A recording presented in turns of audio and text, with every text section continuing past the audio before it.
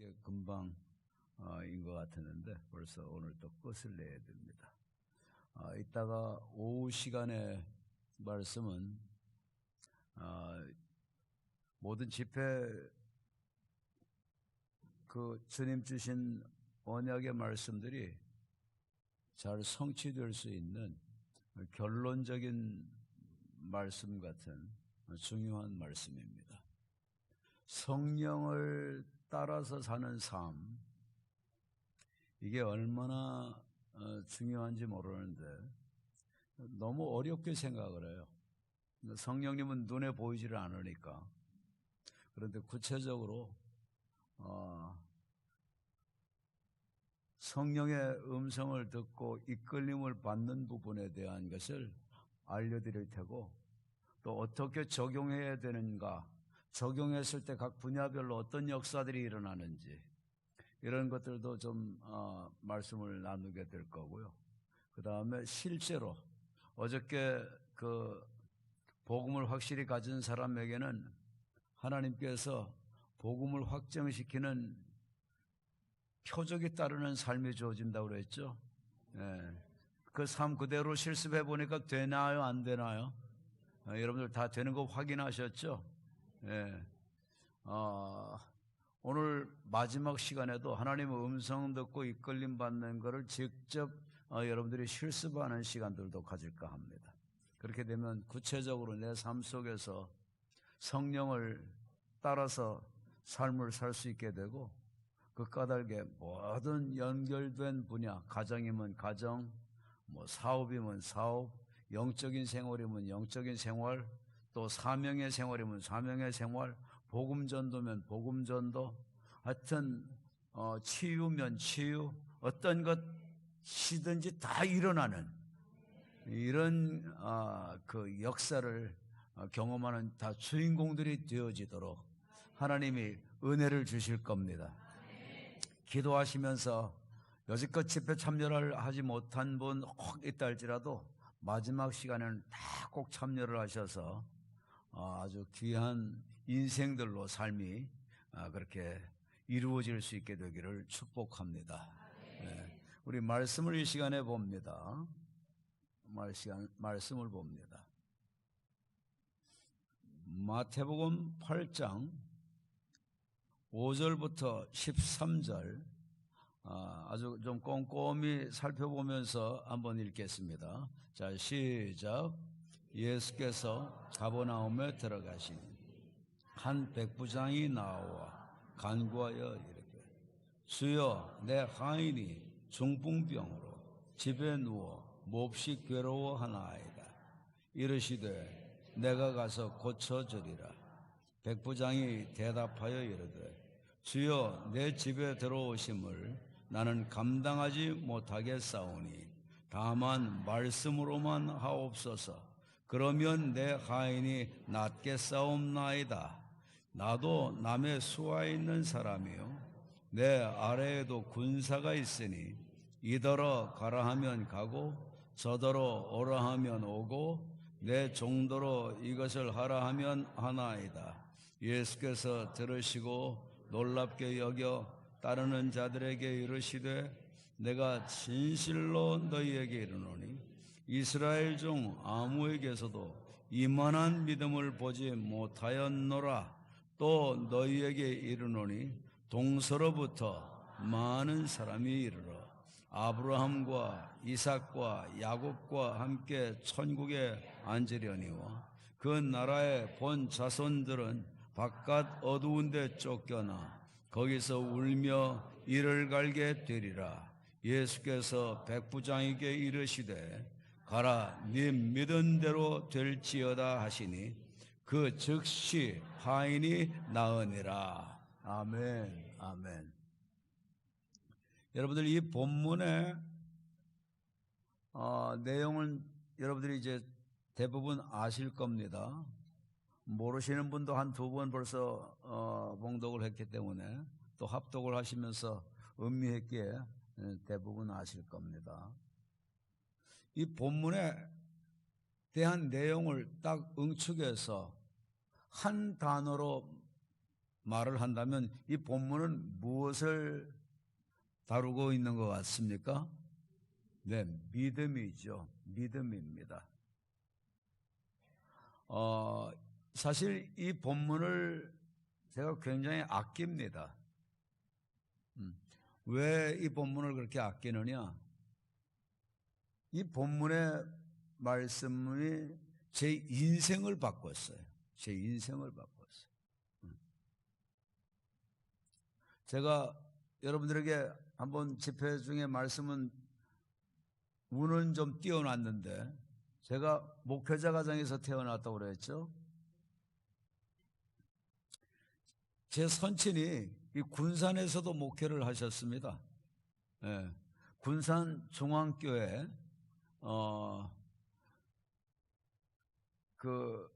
중국의 최초 선교사로 저희 부모님들이 계시다가 그 당시에는 그 파송제였는데 일본하고 중국이 전쟁이 발발돼서 상해에 계셨는데 상해에 계실 때 본국의 그 파송 명령이 군산 중앙교회로, 그래서 군산 중앙교회로 오셔서 섬기셨고 그리고 그 다음에 강경 또 중앙교회로 가서 섬기셨고 그 다음에 서울 아현교회로 가서 섬기셨고 예.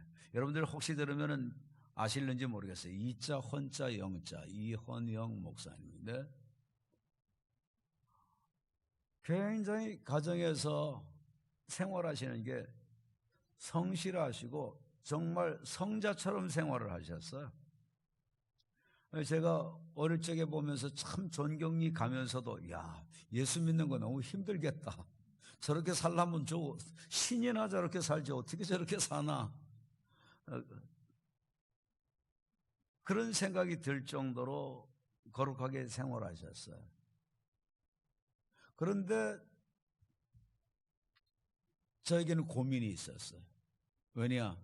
저희 선친이 단상에서 설교하시는 말씀이 다 진실일 것은 틀림없는데 성경 말씀 다 좋은데 성경의 초자연적 역사는 안 믿어지는 거예요.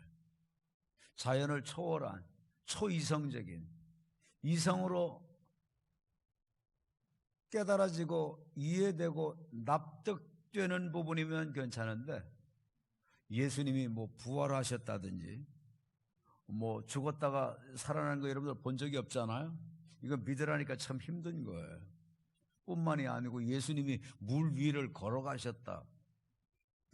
무거운 것은 중력에 의해서 깔아앉게 되어 있는데 어떻게 저렇게 저런 말씀을 하시나. 그런 부분 말씀하시는데 참 힘들었어요. 그리고 병든 자들, 난치 불치병 환자들 병원에서 못 고치는데 주님께서 또 고치셨다는 부분. 도무지 이해가 되질 않았어요. 그것 때문에 십자가 대속의 은혜도 안 믿어지죠. 부활도 안 믿어지죠. 성경에 나타난 기적들도 다 안 믿어지죠. 하나님 나라도 안 믿어지죠. 내 부모님 삶을 보면은 믿어지는 것 같다가도 내 이성으로 딱 돌아오면 안 믿어지는 거예요.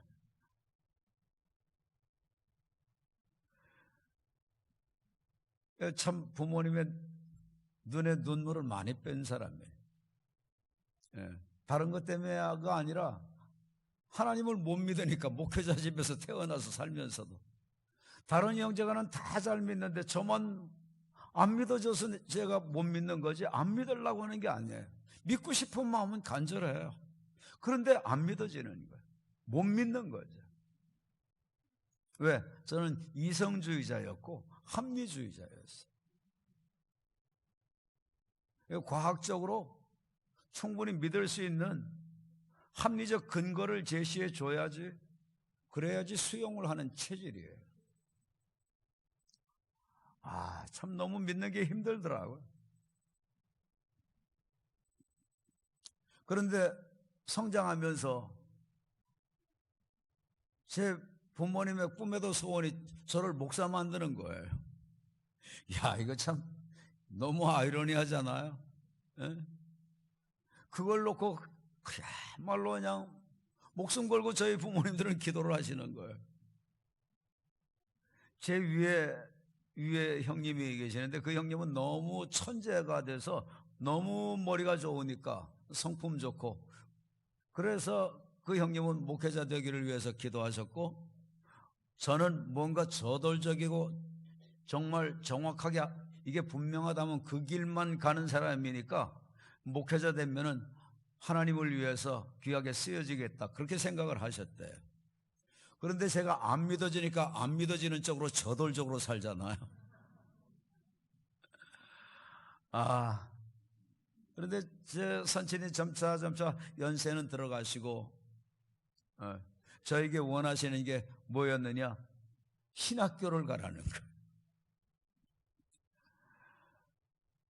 내가 일평생 부모님에게 효도는 못했는데 목사는 안 되더라도 그러면 부모님께 이제 얼마 안 남으신 것 같은데, 살아도 얼마 못 사실 텐데, 그럼 마지막 효도라도 하자. 그러고 신학을 했습니다. 되게 착하죠. 예. 되게 효자죠. 예. 그래서 신학교를 갔어요. 이제 졸업반이 다가오니까 두려운 거예요.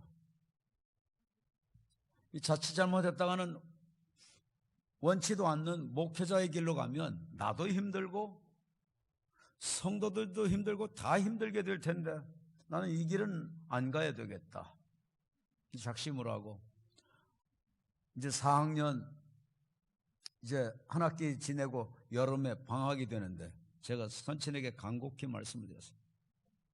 내가 이런 상태에서 목회할 수는 없지 않느냐고. 제 선친은 신학교에 가서 한 4년 다니면 그러면 믿음이 생겨질 줄 알았었던 것 같은데, 그래도 이성주의인 저를 그 무엇도 어떤 강의도 어떤 설교도 저를 깨트리지를 못했어요. 그래서 제가 제 선친께, 제 선친이 하나님을 만난 그 산에 저도 가서 제가 한 일주라도 금식하고 정말 하나님 살아계시면 내가 만나고 정말 하나님이 계신 것을 알면 내가 목회를 하겠다고.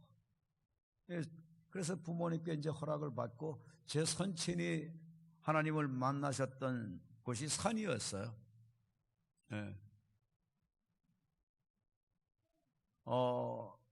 경상남도에 무척산이라고 혹시 여러분들 들어보신 적이 있나요? 이 고려파 사람들이 운영하는 그 기도원이 거기에 있어요.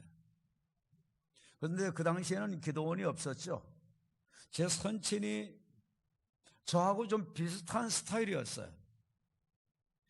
제 선친은 좀 저처럼 하나님을 누가 소개해줘서 교회를 갔는데 하나님이 안 믿어진 거예요. 제 선친은 참 불우하게 태어나셨습니다.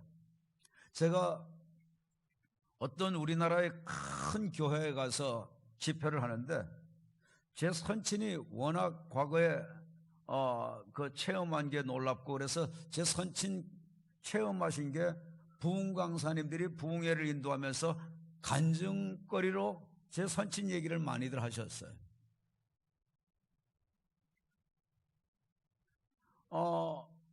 제 선친은 그렇게 처음부터 좋은 환경에서 오늘날로 이렇게 말씀드리면 120세 된다고 그랬죠? 네. 그런 분이 어떻게 외국에서 대학 영문과를 하고 하겠어요? 좋은 환경에서 태어나서 그렇게 된 게 아니에요. 태어나자마자 어머님이 돌아가셨어요. 그 옛날에. 네. 그때 모유를 대신해서 먹일 만한 분유 같은 거 이런 게 있었을까요? 없던 시대입니다. 고아원 같은 것도 있던 시대가 아니에요. 그런데 제 할아버님께서 한의사이셨어요.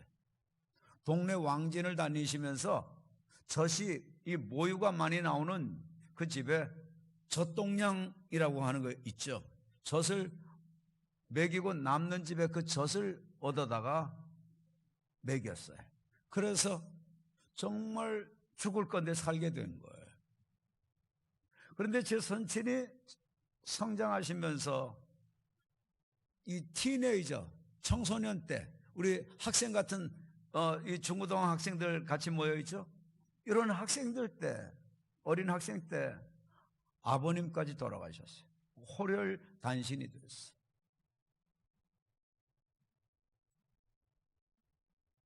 정말 기구한 인생이죠. 고아원도 그 당시에는 없던 시대예요. 그래서 하나님을 누가 소개를 해줬어요. 왜? 너무 사는 게 힘들고 어려우니까. 뭐 갖고 있는 재산 어린 나이에 관리할 수 없고 하니까 다 사라지고, 그래서 부모도 없고, 그러니까 남의 집에 허드레 일들을 해주고, 그러면서 살면서 사는 게 비관하게 될 수밖에 없잖아요. 네. 살아서 뭐 하는가?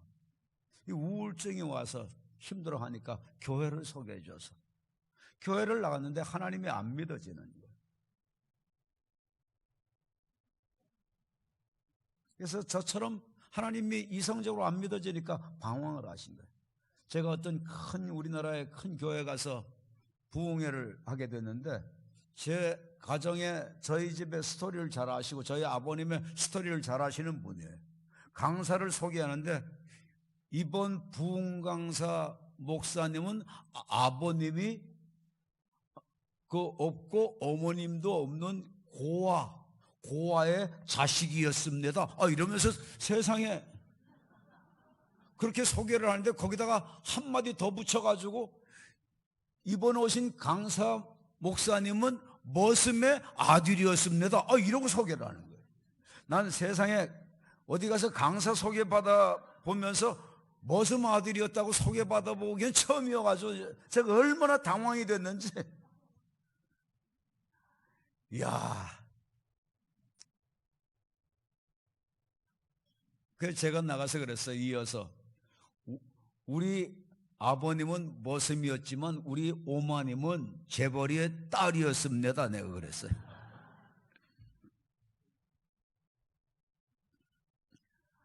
제가 그냥 그렇게 얘기한 게 아니에요.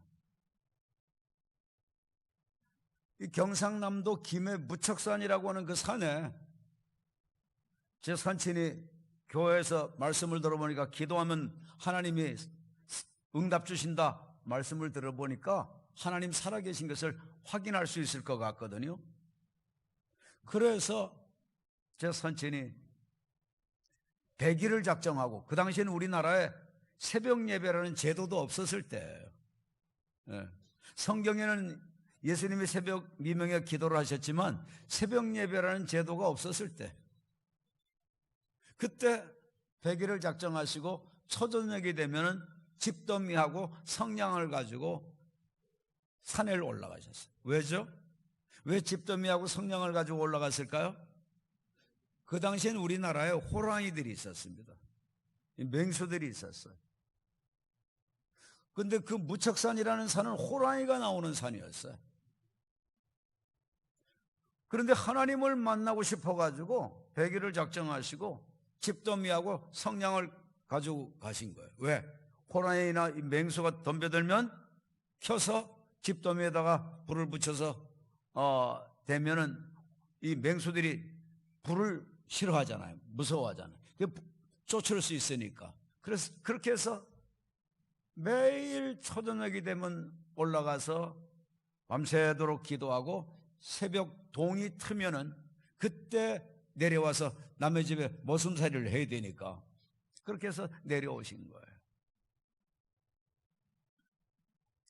야, 집안이 몰락하니까 한순간에 머슴이 되는 거예요. 의사 아들이었는데. 그리고 동네 면장도 하셨고, 할아버님이. 그런데 뭐 부모님 싹 돌아가시니까 그냥 몰락해버리니까 그렇게 되는 거예요.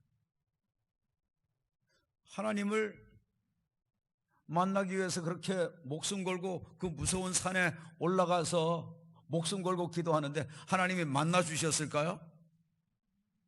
열흘 돼도 30일 돼도 80일 돼도 90일 돼도 하나님이 한 번도 안 나타나 주신. 그런데 며칠을 작정을 했어요? 100일을 작정하셨기 때문에 그래도 100일은 채워보자. 그리고 내가 하나님을 믿든 안 믿든, 내가 삶을 정리하든 정리하지 않든 여튼 100일은 채워놓고 하자. 이제 100일 얼마 이제 안 남았어요. 하루, 이틀, 사흘, 한 열흘 남은 것 쭉 해서 드디어 99일째 되는 날 기도하는데 칠흑같이 어두운 밤중에 아무도 없는 그 깊은 산, 높은 산, 여름에도 얼음이 그 들로 가가지고 하는 지역이에요. 그 산이, 그 무척산이. 그런데 이 99일째 거기서 목숨 걸고 기도하는데 느닷없이 거칠은 숨소리가 나고 막 그냥 뭐 나무가 꺾어지는 소리가 막 천둥 번개 치듯 그렇게 막 들려지고, 그래가지고 황급히 눈을 뜨고 보니까 등잔불 같은 게 하나가 껌뻑껌뻑하고 앞에 와서 있는 거예요. 뭘까요? 호랑이는 밤중에 나타나면 눈을 두 개로 뜨질 않고 하나 뜬 것처럼 해서 등잔불 하나만 보인대죠. 호랑이죠.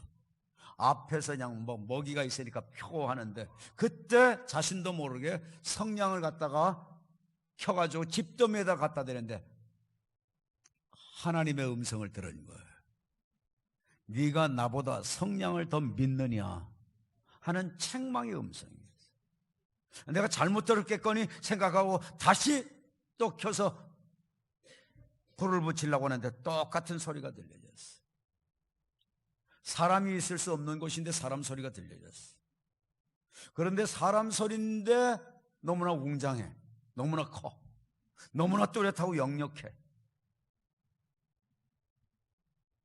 정말 하나님 살아계시면 그러면 저를 살려주시고 제가 살게 되면 하나님 살아계신 것을 알겠고, 안 그러면 차라리 먹혀서 죽게 해달라고 집더미 성냥 다 던져버리고 목숨 걸고 거기서 기도를 하셨어요. 여러분들 어떻게 됐을까요? 어떻게 됐을까요? 돌아가셨으면 제가 어떻게 있나요? 옛날에 부흥 강사님들이 부흥회를 하면 거의 저희 집안, 저희 아버님 스토리를 많이 얘기했어요. 특히 어떤 분이 우리 교도 안에서는 많이 하셨느냐, 끝까지 참 오랜도록 저희 아버님 간증 많이 하신 분이 미국의 동양선교교회라고 여러분들 들어보셨나요? 임동선 목사님이라고, 지금은 이제 작고하셨는데 몇 년 전에 작고하셨는데, 이분은 아예 부흥회 때 단골 메뉴로 저희 아버님 얘기를 하셨어요. 그런데 여러분들은 직접 아들에게 듣는 겁니다. 더 오리지널해.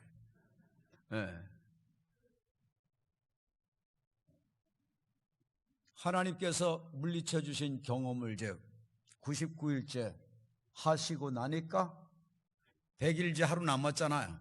해야 돼요, 말아야 돼요? 하나님하고 100일을 약속을 했으니까 100일을 이제 마지막 남은 날까지 해야 돼. 그런데 성냥을 가지고 올라가야 됩니까? 말아야 됩니까? 집더미와 성냥을 가지고 가야 돼요? 말아야 돼요? 남의 일이니까 그렇게 쉽게 나오는 거예요. 내 일이라고 생각하세요. 내가 그렇다, 내가 그런 상황이다, 그러면 가지고 올라가야 돼요? 말아야 돼요? 인간이니까 그것도 망설여지더래요. 어제 그런 체험을 했는데도. 그러다가 아예 성냥 집더미를 갖지 않고 100일 마지막 날 그 무척산에 호랑이가 나오는 산, 어제 만난 그 산 다시 올라가서 이 기도를 하신 거예요. 새벽쯤 그 칠흑같이 어두운데 또 호랑이가 나타났어요. 어제 체험이 오늘의 더 담대함과 어제 체험이 오늘의 더 큰 믿음 돼서 목숨 걸고 기도하는 가운데 하나님이 물리쳐 주셨어요.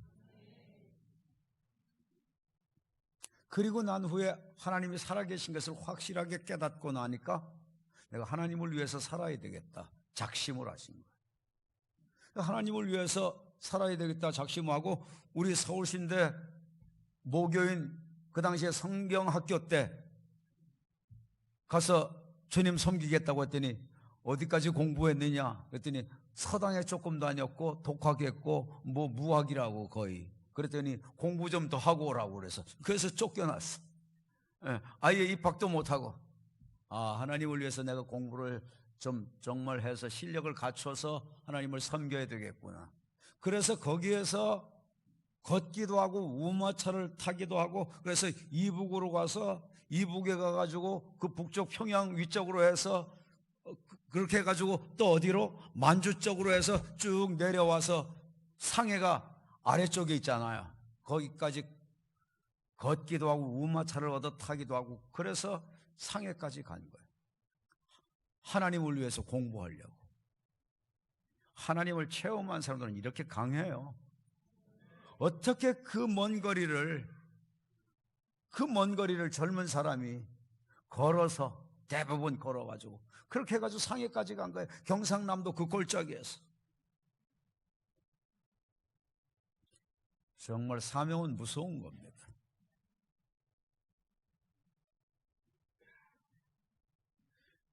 거기 가서 상해에서 누가 상해 간다고 하니까 갈 때 기거할 곳이 없으면 민족의 지도자들 독립운동하는 사람들이 거기에 와가지고 있고 독립운동하는 사람들 자녀들이 공부하는 학교가 있는데 그 학교를 찾아가서 독립운동하는 민족의 스승들을 만나라고. 거기에 가가지고 드디어 취직을 했습니다. 무슨 취직을 했을까요? 그 학교가 인성소학교인데 인성소학교에 머슴으로 취직을 하셨습니다. 제 아버님은 한국에서도 머슴, 또 중국에 가서도 머슴. 그래서 강사 소개하는데 머슴의 아들이라고 소개를 하고.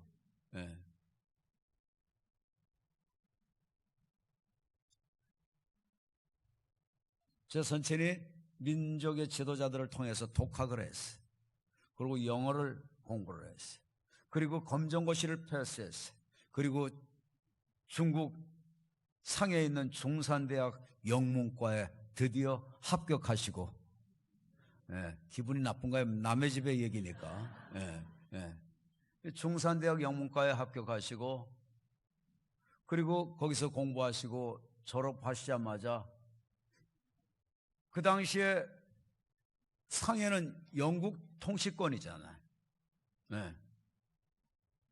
그래서 영국인 회사에 전차 회사, 우리나라는 전차 상상도 못할 때 그때 뭐 신문명 들어오는 것 초기 때 아니에요. 우리나라는 뭐 상투 뜨는 거 뭐 대부분 다 그거 아직 풀지도 못하던 그런 시대인데 중국 상해에 가서 중산대학 영문과를 졸업하시고 중국 전차 회사의 슈퍼바이저로까지 올라가셨어요.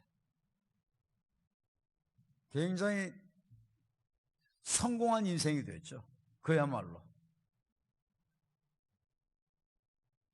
그런데 삶에 만족이 있을까요? 없을까요? 만족이 없어요. 그 사이에 결혼까지 했어요. 근데 좋은 결혼도 했는데 만족이 없어요. 어떤 집하고 결혼을 했느냐? 저희 아버님이 인성소학교 모슴살이를 하면서도 또 나중에 어느 집으로 기거를 가서 하게 됐느냐? 독립운동하는 그 운동할 때 군자금을 대는 집에 가서 허드렛 일 해주면서 또 공부도 하고 또 인성소학교 또 들랑거리기도 하시고 그러시면서 공부를 마치시고 하셨는데 그 집에 시집을 보내야 되는 관연한 딸이 있는 거예요. 그런데 그 부모님이 다 기도를 많이 하시고 신앙이 깊으신 분들이에요. 딸을 시집을 보내려니까 이런 얘기는 우리끼리만 하고 우리끼리만 듣고 끝나세요. 독립운동하는 사람들이 거의 대부분 한량이들이 많고 그래가지고 본국에 처자식들이 멀쩡하게 있는데도 상해에 와가지고 나는 총각이라고 이래가지고 딸을 주고 나면 이게 세컨드가 되는 거예요. 첩이 돼버리는 거예요. 그러니까 지금은 이제 외할아버님이죠. 외할아버님께서 신앙이 좋고 기도를 많이 하시는 분인데 얼마나 기도하면서 하나님께서 은혜를 주셨는지 일본이 패망하는 것도 하나님께서 알려주셨어요. 정확하게 그 해에 패망했어요. 이스라엘이 독립하는 것도 기도하는 가운데 하나님이 알려주셨어요. 1948년에 독립하는 것. 이스라엘 정부에다가 알려줬더니 웬 한국 사람이, 한국 백성이 이런 얘기를 했다고 하면서 지나갔는데 나중에 정말 48년에 독립됐잖아요. 이스라엘 정부로부터 감사장이 오고요. 이스라엘 신문에까지 이게 기사화가 되졌어요. 제 선친이, 제 외할아버님이 쓴 책이 있는데 그 옛날에 책을 내셨어요. 정말 우리나라의 책들 귀할 때인데 영원한 복음이라고. 거기에 보면 그게 다 스크랩돼서 사진에 다 나오죠. 기도를 많이 하시는 분인데 독립투사들에게 딸 줬다가는 잘못하면 첩이 되니까 기도를 깊이 하실 수밖에 없잖아요. 그런데 하나님께서 누구를 떠올려 주셨어요? 자기 집에 마당을 쓰는 중산대학 영문과를 다니는 그 젊은이를 떠올려 주셨어요. 그래서 제 어머님은 재벌의 딸이라는 말을 제가 한 겁니다. 제가 중국 상해에 가서 초교파 연합집회를 인도를 하는데 제가 상해에서 집회를 하니까 저희 집안의 배경이 상해잖아요. 저희 아버님 쪽으로는 뭐 아무도 부치도 없죠. 저희 어머님 쪽밖에 없는데 그런데 저희 어머님 쪽은 다 상해에서 독립운동하시면서 사셨기 때문에 제가 그 얘기를 했어요. 이 얘기를 하면서 누구 사람 얘기하려면 앞에 웬 할아버지 한 분이 앉아가지고 그 양반이 먼저 그 양반 이름, 제가 이 얘기하려는 사람의 이름을 먼저 덕덕 다 대는 거예요. 이야, 신기하더라고요. 그래서 제가 집회를 마치고 난 후에 강사 접대를 하는데 그분도 좀 모시고 올 수 없겠느냐 해서 그분을 모셨어요. 같이 식사를 하면서 제가 설교하려고 할 때마다 다 척척 아래에서 다 이름까지 다 대던데 어떻게 그렇게 잘 아시느냐고 했더니 제가 세상에 놀랐어요. 하나님이 얼마나 기가 막힌 하나님인지. 저는 전혀 아무것도 모르고 그렇게 설교를 했는데 하나님이 미리 그분을 보내신 거예요. 그분이 그쪽 지역의 신자도 아닌데 거기를 참여를 해가지고 처음 참여를 했다가 그 다음 주부터는 나타나지도 않은 사람이래요. 사람들이 알지도 못해요. 그런데 이분이 대화를 해보니까 제 선친이 중국에서 목회를 하실 때 그때 신자예요. 그래서 잘 아시는 거예요. 그리고 독립운동할 때 제 할아버님의 심부름도 좀 많이 했던 사람이라. 야, 그래서 제 외갓집이 독립운동본부가 말이죠. 독립운동하는 그 사무실이, 임시정부 사무실이 여러 번 옮겼잖아요. 저희 외갓집이 임시정부 사무실로도 쓰여졌댔어요. 이제 궁금해가지고 그곳 아느냐 했더니 안다고 그래서 저 외갓집도 가서 보고 제 선친이 목회하셨던 곳도 가서 보고 다 보고 왔어요. 가서 보니까 프랑스 영유권에 있는 지역인데 그때 그 건물이 그대로 보존되고 있네요. 엄청나게 크더라고요. 제 외할아버님은 그 동남아 일대를 대상으로 해서 한약 약재상을 하셨어요. 이 한약 약재들을 도매로 해서 각 나라에 풀면서 거기서 생겨진 이득금으로 군자금을 대고 하셨던 거죠. 그 집에 제 아버님이 딸하고 결혼하게 된 거죠. 그러니까 우리 하나님 정말 진짜 살아계신 거 만나고 하나님께 이끌림 받으면서 살면은 여러분 머슴도 재벌의 딸하고도 만날 수 있습니다. 할렐루야, 할렐루야. 예. 그래서 저는 제 선친이 머슴이었다는 게 하나도 부끄럽지가 않아요. 오히려 더 자랑스러워요. 머슴이라고 하는 소개를 했는데도 부끄럽지 않고 제가 당당하게 제 어머님은 재벌의 딸이라고 했어요. 참 저희는 그러니까 영적인 배경이 아주 좀 특별합니다. 예. 제 선친이 하나님 만나셨던 그 산에 제가 드디어 올라가서 금식하면서 기도해요. 기도하는데 이상하게 한 며칠 됐어요. 며칠 됐는데 배가 너무 아픈 거예요. 몸에 막 열이 너무 나고 막 배가 너무 아프니까 열이 나고 했던 것 같아요. 음식도 못 먹고 쩔쩔 굶고 아파가지고 기도도 제대로 못하고 뭐하러 갔느냐? 하나님 정말 살아계시면 나 만나달라고. 나 만나달라고. 우리 아버님을 만나주신 하나님 나를 만나달라고. 우리 아버님 만난 그 산줄기에 와가지고 내가 기도하는데 하나님 우리 아버님 만난 것처럼 나도 만나고 싶다고 막 간절히 기도하는데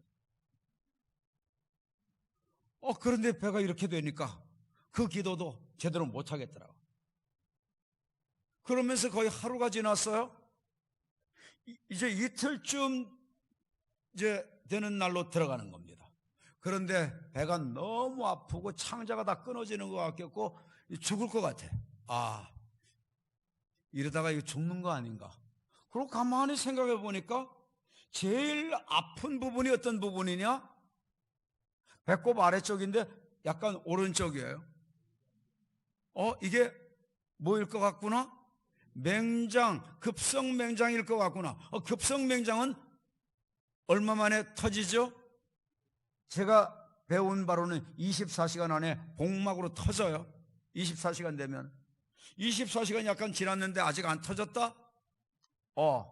그러면 내가 이 시간 집을 향해 간다고 할지라도 길거리에서 터져서 객사하게 되어 있는 거예요.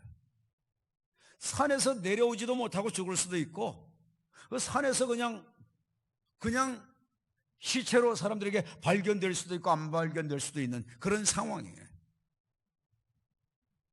계산해 보니까 집에까지 못 갈 것 같아요. 틀림없는 객사예요. 그렇게 되니까 제가 어떻게 기도를 했을까요? 어떻게 기도했을까요? 살려만 주시면 하나님 계시고 안 계시고 이제는 뭐 상관없어. 살려만 주시면 내가 목사하겠습니다. 이렇게 돼버린 거예요. 살려만 주시면 목사를 하겠다. 제가 어떻게 됐을까요? 죽었으면 어떻게 설교를 합니까? 이틀에 걸쳐서 집에를 겨우 왔어요. 그런데 아직 복막이 안 됐어요. 그러면서도 제가 정말 부모님에 대해서는 굉장히 끔찍했던 것 같아요. 하나님이 안 믿어져서 그랬지 부모님에 대해서는 그렇게 끔찍했던 거예요. 내 자신을 가누는 것조차도 힘든데 그 당시에 수박이 큰 게 막 2개가 보이더라고요. 그래서 수박 나온 지 얼마 안 되는데 큰 수박이 있어요. 그걸 갖다가 사가지고 부모님 기쁨을 드리려고 또 그거를 갖다가 또 사들고 들어갔다는 거 아니에요. 여러분들 효자가 축복받습니다. 효자 노릇하면 하나님께서 장수하게 해주신다고 그랬잖아요. 효자 노릇하면 하나님께서 또한 땅에 물질도 주신다고 했잖아요. 만족한 은혜를 주신다고 했잖아요. 저는 그 복 받기 위해서가 아니라 제가 하나님이 안 믿어져서 부모님에게 고통이 됐던 거 그거 이외에는 부모님에게 저는 어떤 시비거리가 없어요.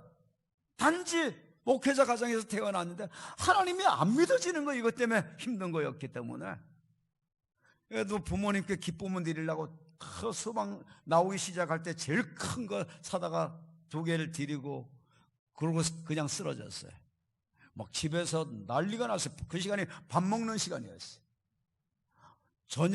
저녁을 먹으려고 식구들이 다 모여가지고 밥 먹다가 제가 와가지고 그렇게 하고 쓰러지니까 얼마나 놀랐겠어요. 왜 그러냐고.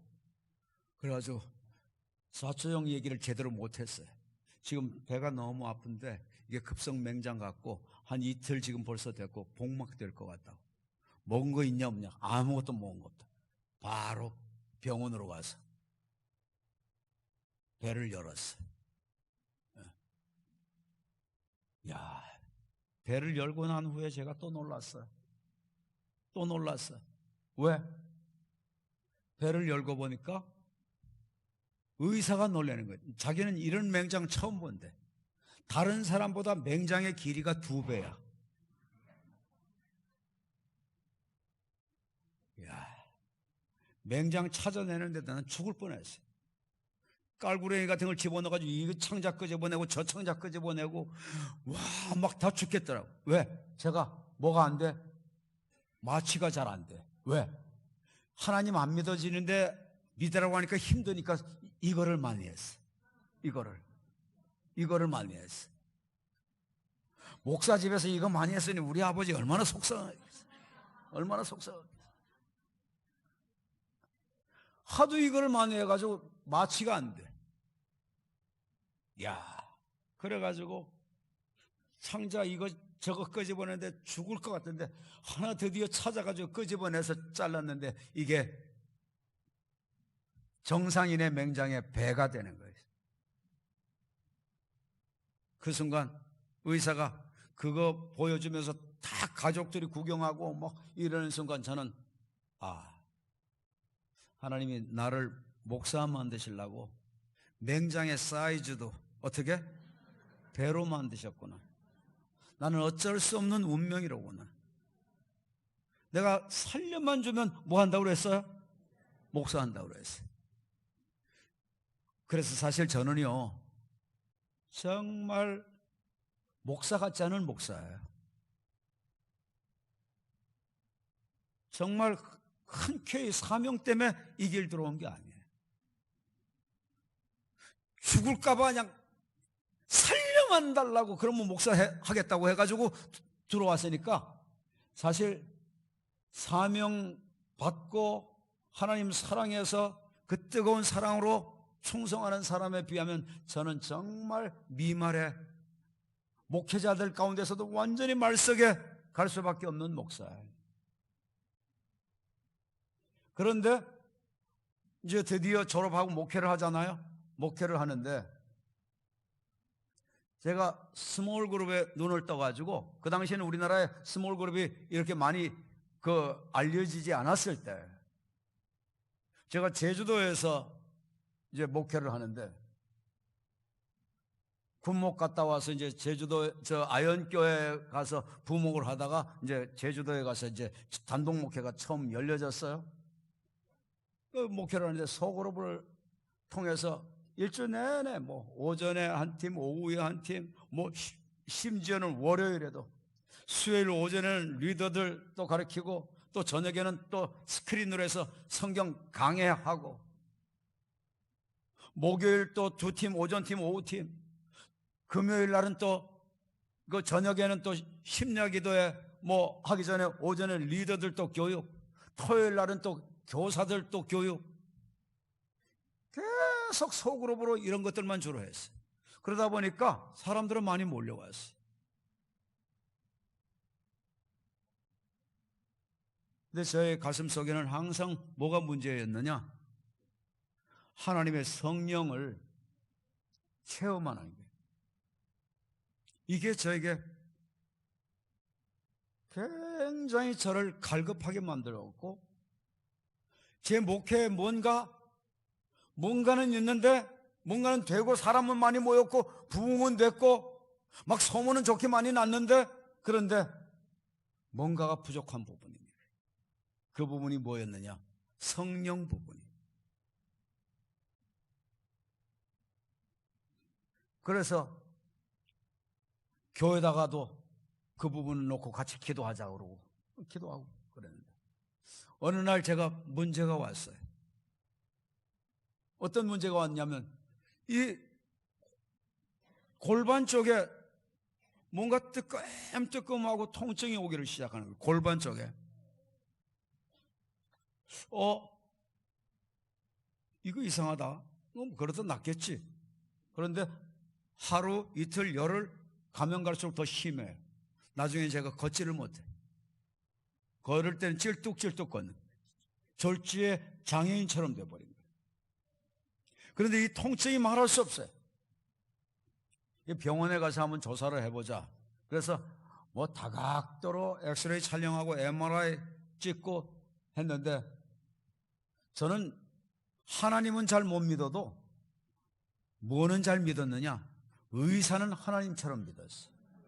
믿으면 되게 좋죠. 예. 의사한테 탁 이제 마음 푹 놓고 잘 고칠 수 있으리라 생각하고 MRI 촬영한 거 차트 딱 해서 보더니 골반에 금이 갔대요. 그러면서 어떻게 하면 좋으냐 했더니 이게 한 30여 년 전 얘기입니다. 수술이 불가능하대요. 그런데 오늘날도 골반 쪽에 금이 가든지 하면 수술이 어렵습니다. 오늘날도 30여 년이 지난 오늘날에도. 골반에 금 간 건 저는 의사가 당연히 치료할 수 있는 줄 알았어요. 근데 못한다는 거예요. 수술해도 더 나쁘게 된다는 거예요. 지금 상태보다 더 좋게 할 수는 없다는 거예요. 거기 뼈가 너무 복잡해서 안 된대, 수술도. 야, 이런 배신이 어디 있어? 내가 의사를 하나님처럼 믿어줬는데 나한테 이렇게 실망 줄 수 있는 거야? 그럼 이 통증은 어떻게 하느냐? 통증 때문에 힘들 때마다 와서 마약 꼽으라는 거예요. 마약을 그러면 꼽으면 통증이 금방 잠재워지는 것 같다가도 이게 또 통증이 심하면 마약도 제대로 듣질 않아요. 그러면 마약을 자주 꼽아야 돼요. 그러면 제 인생이 어떻게 되게 되어 있죠? 마약 중독으로 인생이 폐인되고 끝나게 되어 있어요. 찔뚝찔뚝 절지요. 정상으로 걷던 사람이 장애를 입고 불구자가 돼서 걷죠. 통증 때문에 말할 수 없는 고통을 겪죠. 자주 가서 마약 꼽아야죠. 그런데 목회 못하겠더라고요. 먹고 살기 위해서 목회는 내가 못하겠다. 세상에 할 일이 없어서 돈벌이 도구로 목회를 하냐? 이건 못하겠다. 그런데 왜 목회를 내가 못하겠다고 생각이 됐느냐?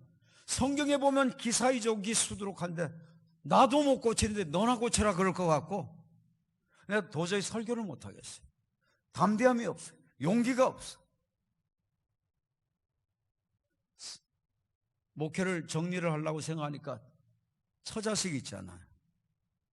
아들이 둘이 있는데 또 아내가 있는데 내가 이 목회를 관두면 당장 먹고 살기 위해서 목회는 할 수 없고 그렇다고 해서 호기롭게 사임은 던지고 나면 그러면 내 아내는 어떻게 되면 내 어린 자식들은 어떻게 되나?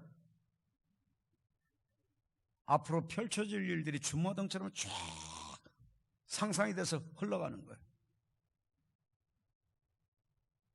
그래도 이거 아내하고 얘기하면 안 되겠다.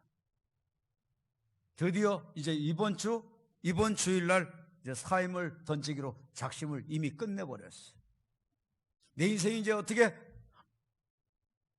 될는지를 몰라요. 그날이 금요일이었어요. 목회자는 내 자신이 이렇게 영적으로 곤고하고 힘들어도 의무 때문에 때로는 설교해야 될 때가 있는 거예요. 그래서 새벽에 설교를 하고 각자 기도하라고 그러고 저도 앞에 의자에 나가서 앉아서 쭉 기도하는데 제 앞으로의 장래가 막막한 거 이거밖에 안 떠오르는 거예요. 막막한 거예요. 이제 드디어 마음은 결정했는데 처자식 때문에 걱정이 돼가지고 자꾸 이게 걱정이 돼서 부담이 되는 거예요. 그래도 작심을 했으니까 더 이상 죽든 살든 이제 이번 주일 금요일이니까 토요일 주일 이틀 남았잖아요. 사표 던진다. 단상에서 선언할 거다. 우리 가족하고 얘기하면 내가 마음이 요동될 수 있으니까 요동 안 되게 그냥 단상에서 얘기 안 하고 선포한다.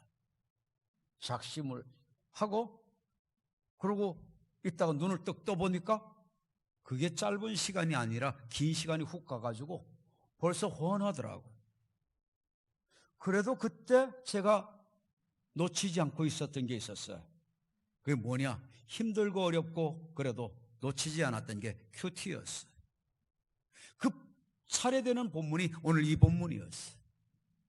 이 본문을 읽는데 예수님께 백부장이 자기 하인 고쳐달라고 갔어요. 예수님께서 그 집에 와서 고쳐주려고 해요. 그랬더니 이 백부장이 주님 우리 집에 오시는 거 감히 제가 감당 못합니다. 말씀만 하시면 됩니다. 그 얘기를 하는 부분이 나와요. 이게 바로 지금 5절부터 7절까지가 그 내용이죠. 그 다음 부분을 읽는데 전혀 알지도 못하겠어요. 하인의 중풍병하고는 전혀 상관도 없는 것 같은 얘기를 하는데 예수님께서 이스라엘에서도 이만한 믿음 못 봤다고 그러면서 막 칭찬을 해요. 그게 무슨 내용이냐? 9절 내용이에요. 나도 남의 수하에 있는 사람이요 내 아래에도 군사가 있으니 이더러 가라 하면 가고 저더러 오라 오면 오고 내 정도로 이것을 하라 하면 하나이다. 아니 이게 중풍병 걸리는 하인 고치는 거하고 이게 도대체 무슨 상관이야? 왜 느닷없이 수하 있는 사람들은 가라면 가고 오라면 온다 이 얘기를 하냐? 왜 이것 때문에 예수님은 또 칭찬을 하냐? 저는 뭐든지 부정적으로 말씀을 볼 때 다 의심하면서 보니까 요게 딱 의심의 깔구리로 딱 걸려가지고 이 말씀이 나도 남의 수하 있다 이게 무슨 말씀이에요? 말씀만 하면 낫는다고 하고 나도 남의 수하 있다고 했으니까 주님에게 이 모든 게 수하 있으니까 주님이 말씀하면 수하 있는 것은 고쳐진다 그 말인데 제가 의심하고 나쁘게 항상 성경을 볼 때마다 항상 비판적으로 보고 부정적으로 보고 잘 안 믿고 보고 이런 식으로 자꾸 봤기 때문에 저 자신도 모르게 딱 요걸 물고 늘어져서 이게 왜 뜬금없이 나오냐 그러고 이해 못하겠어 그러고 패스 통과하려고 하는데 느닷없이 내 속에서 너 그 뜻을 모르겠느냐 하는 음성이 들려지는 거예요. 여러분 주님께서 우리 속에서 말씀하시잖아요. 오늘 이따 오후에 마지막 시간에 그런 부분 잘 알려드릴 거예요. 어떻게 속에서 말씀하시는 건지. 와, 속에서 사람이 제가 주변을 보니까 아무도 없어. 다 가고 나밖에 없는데 너 무슨 뜻인지 그거 알겠느냐? 아직도 모르겠느냐? 계속 추궁하시면서 제가 모르겠다고 하니까 자꾸 말씀하시는 거예요. 잘 모르겠어서 그냥 통과하려고 그러는데 그랬더니 내 속에서 이렇게 미련하냐고 이렇게 우둔하냐고 그렇게 깨닫지 못하냐고 그러면서 속에서 전혀 보이지 않는 분이 말씀하시면서 풀어주는 거예요. 부장이 내 수하에도 사람이 있고 나도 남의 수하에 있어서 수하에 있는 사람들은 가라면 가고 오라면 온다 하는 얘기는 왜 한 줄 아냐? 이게 왜 대단한 믿음인 줄 아냐? 백부장은 자기 하인의 중풍병도 주님의 수하에 있다고 믿음으로 고백을 한 것이기 때문에 그렇다. 그 말씀을 듣자마자 깨달아지는데 와 그렇구나. 자연도 주님의 수하에 있었네. 성난 파도 명령했더니 잠잠게 됐네. 예수님 물 위로도 걸어가셨네. 자연도 주님의 수하에 있었네. 물질도 주님의 수하에 있어서 물고기 2마리 떡 5덩어리를 가지고 5,000명이 아니라 남자 장정만 5,000명이니까 아이들 여자들 따지면 10,000명도 넘게 먹였네. 야 물질도 주님의 수하에 있네. 와 모든 난치 불치병 환자들이 주님께 와서 다 고침을 받았네. 그것들도 왜 고침을 받았나 보니까 그 환자들이 왜 고침받게 되어진 건가? 주님의 수하에 있었구나. 직급이 낮은 사람만 수하에 있는 게 아니라 만물이 다 주님의 수하에 있구나. 이렇게 딱 풀어지면서 네 골반에 금 간 것도 의사는 못 고치지만 이것도 하나님의 수하에 있다. 하나님의 부하에 속한다.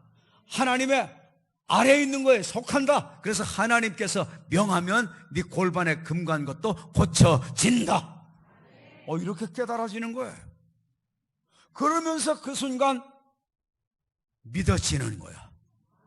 뭐가 믿어져? 하나님이 고쳐주신다고 믿어지는 거야. 여러분, 그때 제가 깨닫게 된 게, 진짜 믿음은 내가 먼저 믿는 게 아니로구나.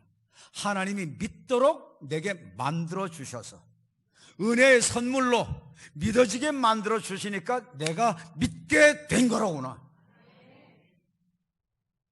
믿는 건 내가 자유로 해서 하는 게 아니라 하나님이 믿도록 은혜 주시고 선물 주셔서 믿어지게 만들어 주셔서 믿어지게 되는 거로구나. 이걸 깨달았어요. 그날이 금요일이에요. 금요일인데 제가 그때까지는 목사를 하면서도 찬양 부르는 것도요, 누가 인도를 하면서 찬양 부를 때 3절짜리라도 2번 부르면 뚜껑 열리는 사람이었어요. 아니, 하나님이 기억력이 없냐? 왜 2번 불러? 그러고 막 야단쳤어요. 제가 아주 못된 목사였어요. 그런데 5절짜리 2번 부르면 이건 미쳐. 아니, 2절짜리도 있는데 말이지, 5절짜리를 2번 부르면 우리 전체 다 어떻게 하라는 거냐 말이야. 짧게 불러, 짧게 불러. 찬양 부를 때 울고 그러면요, 저는 아예 맛이 갔다 그랬어요. 제가 아주 막 혼적인 목사 가운데도 아주 혼적인 사람이었어요. 그런데 그날 1부 예배 제가 심야기도 때 인도하고 2부 예배 청년회 회장이 인도를 하는데 세상에 5절짜리를 몇 번씩 불러. 그런데도 뚜껑 열렸을까요? 안 열려. 왜? 막 그 찬양이 그렇게 나를 사로잡고 나를 휘감아서 가는 거야. 나중에 깨달아 보니까 어떤 찬양이 그렇게 은혜가 되고 역사가 되느냐, 내 팔자하고 비슷하게 내용이 가사가 맞떨어지는 게 이게 사람 죽이더라고. 내 태어나서 찬양 부르면서 처음으로 불렀어. 처음으로 불렀어. 눈물 콧물 범벅돼서 찬양 불렀어. 5절짜리 몇 번 불러도 상관없이 불렀어. 뚜껑 안 열려고 불렀어. 그리고 제가 목사인데도 크게 부르짖고 하는 거 이런 걸 잘 못했어요. 성경에 보면 부르짖으라는 말씀이 얼마나 많이 나오는데 부르짖는 거 못했어요. 왜? 부담되는 거예요. 남들이 나 이상하게 생각할 것 같아요. 여러분, 제가 얼마나 점잖게 생겼어요? 그런데 제가 막 부르짖고 해봐요. 남들이 나를 이상하게 생각할 거 아니겠어요? 그래서 제가 도저히 못하겠더라고요. 부르짖는 기도도 못했어요. 기도하면서 뭐 봤다 그러면 제가 아주 못마땅해 해가지고, 특히 잠자고 깨가지고 꿈을 꿨는데 그러고 해몽해달라고 하는 신자 오죠? 그러면 집사님, 그 꿈에 개가 몇 마리 있습니까? 왜? 그래야지 개 꿈이니까. 하여튼 제가 못된 짓은 다 골라서 하는 목사였어요. 그래서 저는 목사 중에 제가 말석이라고 그러죠. 제일 꼴찌 목사라고 그러죠. 못된 짓 많이 한 목사니까 저는 꼴찌 목사예요.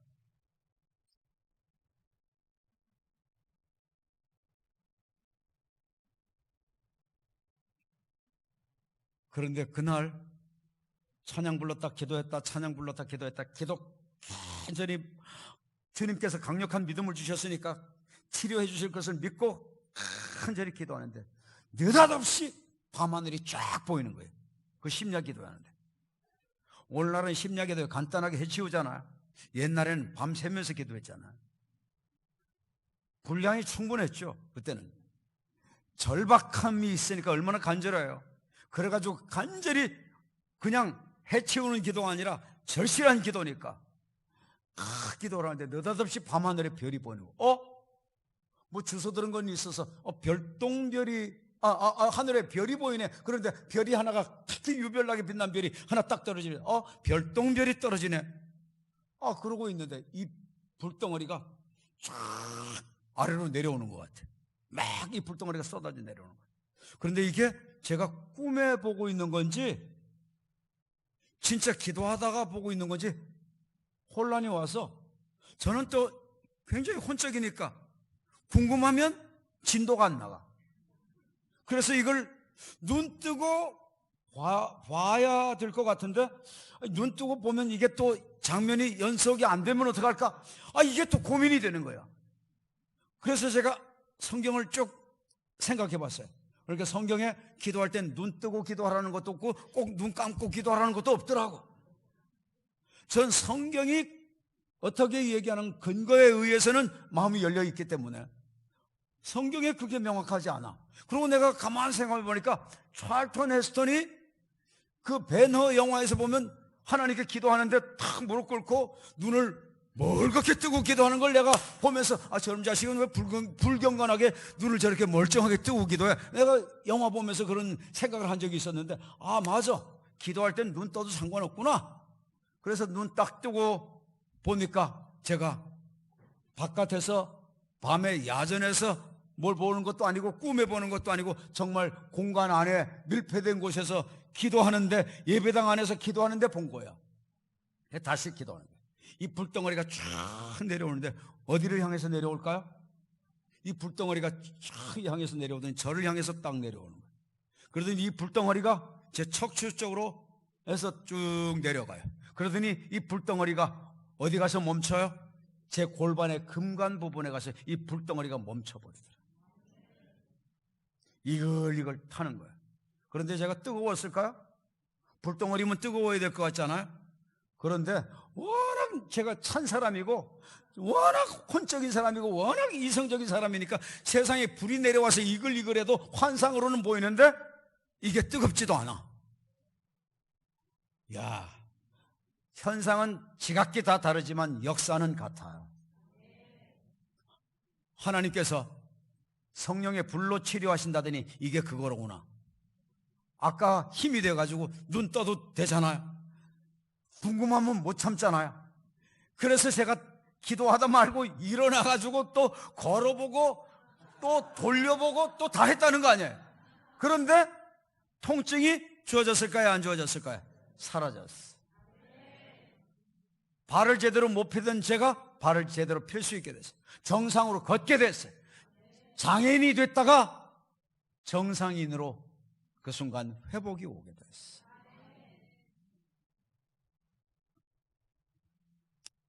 야, 성령의 체험을 하고 나니까 그 순간 야, 정말 육의 세상, 우리 눈으로 보이는 육의 세상만 있는 게 아니로구나. 우리가 생각하는 어떤 정신적인 세계만 있는 게 아니로구나. 무슨 세계가 있구나? 하나님의 세계가 있구나. 정말 영의 세계가 있구나. 정말 영의 세계는 진짜로구나. 정말 하나님은 정말 살아계시는구나. 언약의 말씀 그대로 역사는 일어나는구나. 성경은 진짜로구나. 말씀이 정말 하나님이로구나. 말씀이 운동력이 있구나. 말씀이 살아있구나. 예수님이 살아계시는구나. 성령님이 나와 함께하고 계시는구나. 이게 다 믿어지고 성경의 초자연적인 역사가 다 믿어지는 거예요. 그 순간부터 십자가 대속의 은혜도 그냥 믿어져. 전혀 안 믿어지는 염려가 없어. 내가 영적인 체험을 통해서 육을 고침받고 나니까 어마어마한 하나님의 세계가 있고 성경이 다 믿어지니까 부활도 믿어지고 초자연적인 역사도 믿어지고 홍해가 갈라진 것도 믿어지고 예수님이 물 위로 걸어간 것도 믿어지고 다 믿어지는 거야. 성령 체험을 하고 나니까. 그때 그 순간부터 저에게 이성주의가 산산조각 나버리고 말았어요. 그리고 난 후에 성경을 확실히 믿는 믿음이 드는데 이것도요, 어떤 때는 흔들릴 때가 있을까요? 없을까요? 대답하는 거 어렵지 않아요. 여러분 내 자신들 보면 대답이 금방 나와. 흔들려질 때가 있을까요? 없을까요? 있습니다. 기도가 충분하면 안 흔들려지는데, 성령의 충만함이 지속되면 안 흔들려지는데, 기도 약하면 또 흔들려집니다. 이거를 모르다가 또 성령 체험 이후에 신앙이 올라갔다 내려갔다 곡선 끊는 것 때문에 굉장한 갈등을 겪었어요. 거룩하지 않으면 영생을 못 얻는데, 구원을 받았는데, 성령 체험을 했는데 어떤 때는 거룩한 삶이 됐다가 어떤 때는 안 됐다가, 이게 예수님을 믿으면 다 된 줄 알았는데 믿고 난 후에, 성령 체험하고 믿어지고 난 후에 거룩이 안 되는 것 때문에 그때부터 이게 저에게 고통이었어요. 그것을 답을 찾도록 해주신 말씀이 첫날 첫 집회 때 기도 분량입니다. 기도 분량입니다. 기도 분량 빵빵하게 되면 영이 충만하게 되니까 거룩이 지속됩니다. 믿음이 지속됩니다. 더 계속 성령의 불이 타오르게 되는 겁니다. 기도는 불이거든요. 성령 불이거든요. 그런데 제가 사람이 참 얄팍합니다. 그런 체험에서 이제 하나님의 성령의 역사로 정상으로 걷게 되고 통증 사라지고 더 이상 이제 마약 안 꼽아도 되잖아요. 그렇게 됐으면 정말 얼마나 감사해요. 그런데도 내 자신이 날마다 죽어야 되죠. 내 자신이 그래도 날마다 육의 생명이 있으니까 날마다 죽이는 거 못하면 안 되더라고요. 제가 딱 어떤 생각이 드는 줄 아세요? 내가 이 체험한 거 절대 사람들에게 얘기 안 하리라. 왜? 봤다는, 이거 내가 제일 싫어하잖아. 그런데 봤다면 이상하게 생각하는 사람들이 많아. 뭐 꿈꾸고 뭐 그런 사람들 이상하게 생각하는 게 많아. 그러니까 난 죽을 때까지 입 다물고 간다. 요 생각이 싹 드는 거예요. 왜? 사람들이 나를 이상하게 생각할까 봐. 혹시 신비주의나 광신도처럼 생각할까 봐. 그래서 난 죽을 때까지 얘기 안 해야 되겠다. 그러다가 그게 인간적인 계산인 거 깨닫고 이렇게 하나님께서 감동 주시고 역사하시면 집회 가서 이 얘기를 하기도 해요. 제가 집회 간 곳마다 다 이 얘기 하지 않아요. 아마 우리 장진명 목사님 저하고 몇 년이 있어서 이 얘기 그렇게 들은 게 몇 번 될는지 안 될는지도 몰라요. 저는 이 얘기 잘 안 해요. 그런데 성령님 감동하시면 해요. 제가 인천의 어떤 큰 교회입니다. 네, 그 교회 가서 집회 때 성령님이 감동 주셔서 이 간증을 했어요. 간증을 했더니 세상에 일이 났어. 그 교회에 장로님 가운데 병원을 크게 하는 장로님이 계시는데 이 장로님이 그걸 듣는 순간 별의별 생각이 다 들었던가 봐. 내일 낮에는 집회를 마치면 다른 분이 식사를 대접하도록 미리 부흥의 스케줄을 잡을 때 식사 당번이 다 정해지잖아요. 그런데 그 장로님이 자기는 당번으로 안 들어가 있는데 내일 점심 때 대접한다는 사람 빼고 자기가 들어가겠다는 거예요. 장로 특권으로. 이러니까 이 목사님이 얼마나 기가 막혀. 이 교회는 뭐 장로님들도 이렇게 뭐 갑질하고 이런 게 없잖아요. 예? 그런데 일반적으로 그런 게 한국 교회는 얼마나 많아요.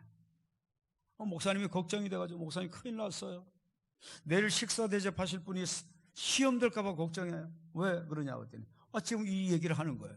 장로님이 자기가 식사 대접을 한다고 바꾸라는 거예요. 안 그러면 또 장로님이 또 섭섭하게 되면 또 교회 어지를 피면 또 문제되니까 그래서 저보고 어떻게 했으면 좋겠냐고. 그래서 제가 제일 지혜로운 대답을 했어요. 성령의 감동으로 하시오 그랬어요.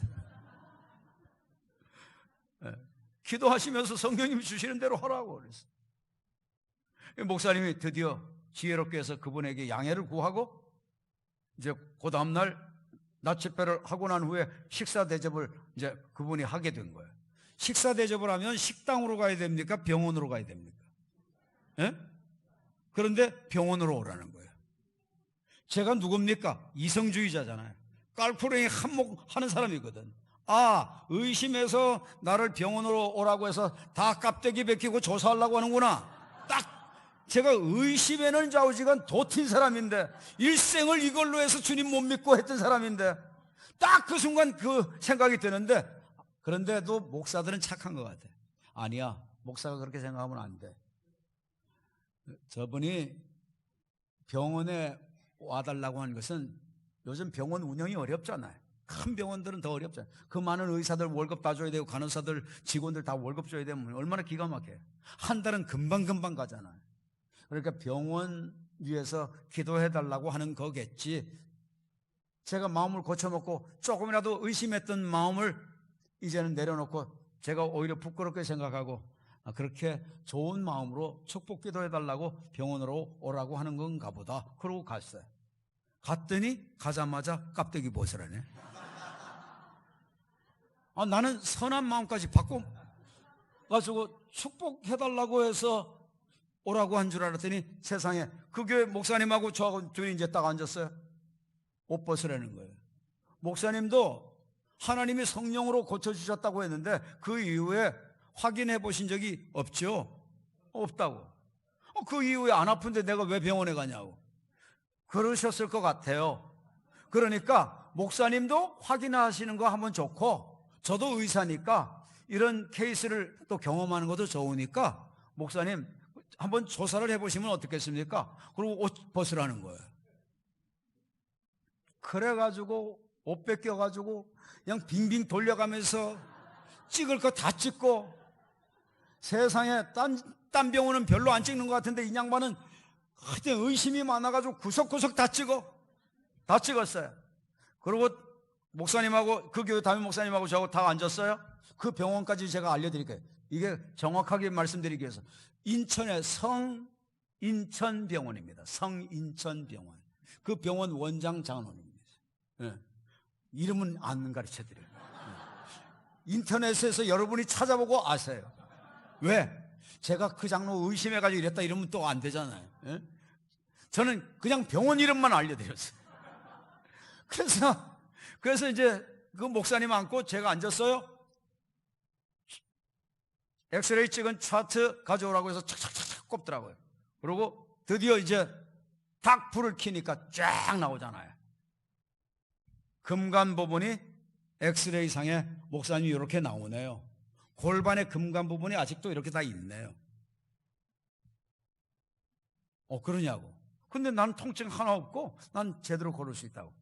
그랬더니 이 장로님 하는 얘기가 목사님 그런데 다른 분들은 골반에 이렇게 금관 부분이 쫙 있는데 다른 분들에게 없는 게 있습니다. 뭐가 있느냐? 건물이 균열이 일어나면 예전에 뭘 했죠? 이 땜질을 했잖아요. 그건 뭐라고 그래요? 미장으로 이렇게 땜방하는 거. 그건 뭐라고 그래요? 그냥 이해됐죠?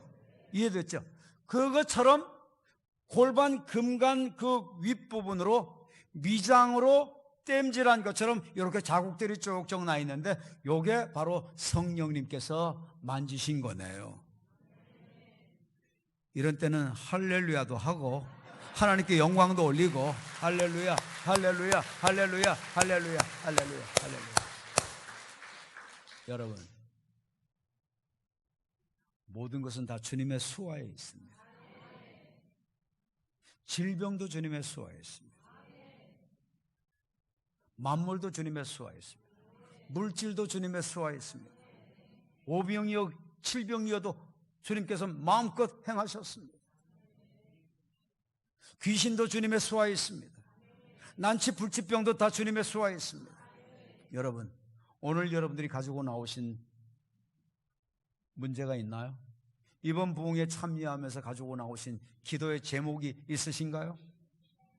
있으시면 아멘. 그거 누구 수하에 있죠? 누구 수하에 있죠? 누구 수하에 있죠? 주님의 수하에 있습니다. 오늘은 딱 한 가지 수하 믿음. 모든 것은 다 주님의 수하에 있다. 문제를 갖고 오신 분들 그 자리에서 일어서십시오. 위해서 기도해 드리겠습니다. 헌금 기도까지 같이 해드려도 되나요? 네. 기도 제목을 가지고 나오신 분들, 기도 제목을 가지고 나오신 분들 다 주님의 수하에 있다. 주님께 맡기면 주님께서 통치해 주시고 다스려 주시면 내 문제 해결될 수 있다. 믿어지는 분들 그 자리에서 일어서십시오. 그 자리에서 일어서십시오. 오늘 말씀대로 적용하면서 모든 것 다 주님의 수하에 있다. 그러니까 다 맡기고 살리라. 그런 믿음 주어지는 분들 다 일어서십시오. 다 일어서십시오. 두 손 모아서 가슴에 대십시오.